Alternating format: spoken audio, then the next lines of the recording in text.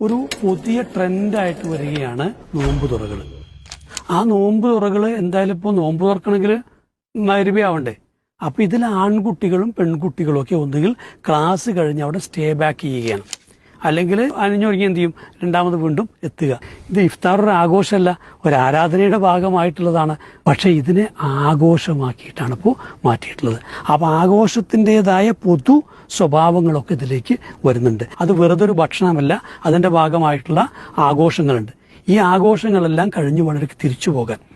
അവ എത്രയോ രാത്രിയായി കഴിഞ്ഞ് ആണീ കുട്ടികൾ തിരിച്ചു വീട്ടിലേക്ക് പോകുമ്പോൾ എന്തും സംഭവിക്കാവുന്ന, എന്തിനും സൗകര്യമുള്ള രൂപത്തിലുള്ള ഒരു സംവിധാനമായിട്ടത് മാറുന്നു. ഗൗരവമുള്ള വിഷയം എന്താ വെച്ചാൽ, ഇസ്ലാമിനെ സംബന്ധിച്ചോളം അതിൻ്റെ ഏറ്റവും പ്രധാനപ്പെട്ട ഒരു ആരാധനയാണ് ഇത്.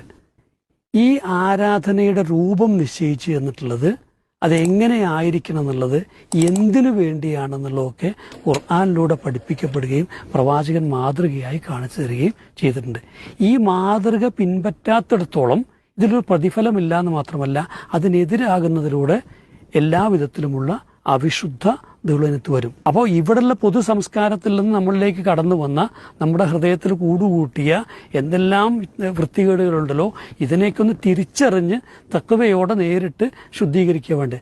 പക്ഷേ ഇല്ലാത്ത മാലിന്യങ്ങൾ കൂടെ ഇതിൻ്റെ ഭാഗമാക്കി മാറ്റുകയും, നാളെ റമദാൻ എന്ന് പറഞ്ഞാൽ, ഇഫ്താർ എന്ന് പറഞ്ഞാൽ ഇതാണെന്ന ആളുകൾ തെറ്റിദ്ധരിക്കാനിടയുള്ള വിധത്തിലേക്കാണ് കാര്യങ്ങൾ പോകുന്നത്.